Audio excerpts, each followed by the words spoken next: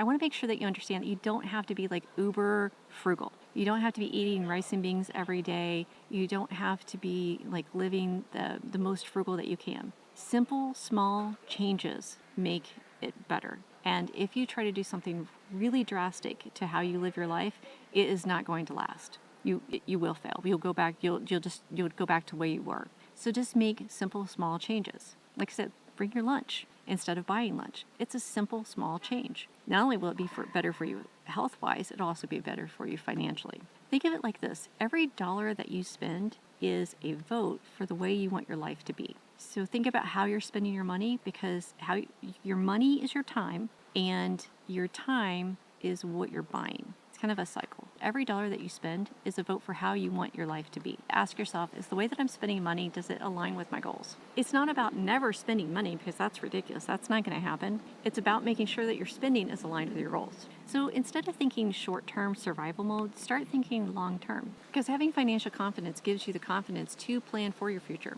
rather than having it just happen to you. So by setting goals like saving for your retirement, investing, saving for a home, saving for a vacation, those are all goals that you can then vote for with your dollars and change the way that your life looks. Even if you put away just a little bit of money, just a little bit, even if you put a little bit away, it's going to build momentum, because action leads to more action. So your goal is to write down one long-term goal that you have, and then write down some small steps that you can take to achieve that goal. It's that simple.